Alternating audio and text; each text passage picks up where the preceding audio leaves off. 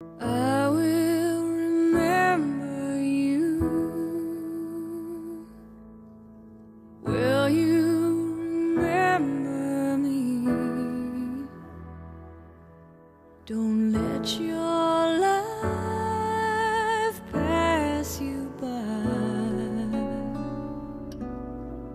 Weep not for the memories. My name is Alicia Beckett. My mom, Beverly Gaines, has been suffering with Alzheimer's disease for 6 years. I have become her caregiver and advocate, and I've become a member of the sandwich generation, caring for an aging parent and my own 3 young children simultaneously. I want to tell you about Alzheimer's in the hopes that you will support me in helping to find a cure. My mom was a huge part of mine and my children's lives. She dedicated her life to raising me, and after my boys were born, they became the center of her universe. She spent countless hours with them, having sleepovers, taking them places, and just being their Mimi. I eventually had a 3rd child, a daughter. My mom would have loved getting to spoil her, but Alzheimer's stole the relationship they could have had. Weep not for memories. For a few years, I had noticed small changes in my mom's behavior.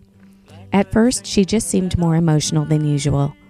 She had always worn her heart on her sleeve, but now she seemed to be overreacting to very minor issues.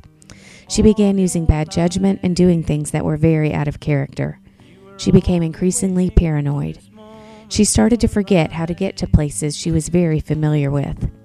At Christmas of 2004, when my boys were 2 and 5 years old, I realized I could no longer ignore these symptoms and began reading more about Alzheimer's disease. I made an appointment with a neurologist, and that was the start of our Alzheimer's journey. I could have never imagined that at 35 years old, I would become a caregiver for the person who had always taken care of me. Over the past 6 years, I have seen my mom change from the fiercely independent woman I knew into a person who's dependent on someone else for almost all of life's basic needs. I want you to know that Alzheimer's is so much more than forgetfulness, but its victims do lose things. They lose their judgment, their personality, their ability to walk, their ability to care for themselves, their speech, and finally their lives. Alzheimer's is 100% fatal. Alzheimer's is an epidemic with over 5.3 million Americans currently living with the disease. Each year, Alzheimer's kills more Americans than breast cancer and prostate cancer combined.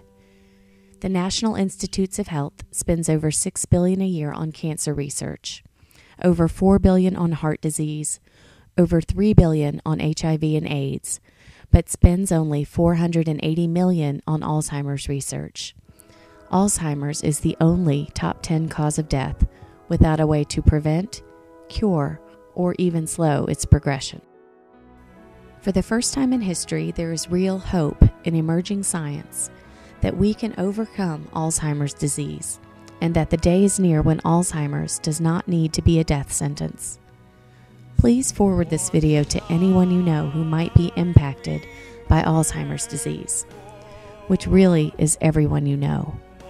I hope you will join with me to find a cure for this life-stealing thief, so you, your children, and your grandchildren won't have to suffer the devastating effects of living with or caring for someone with Alzheimer's disease.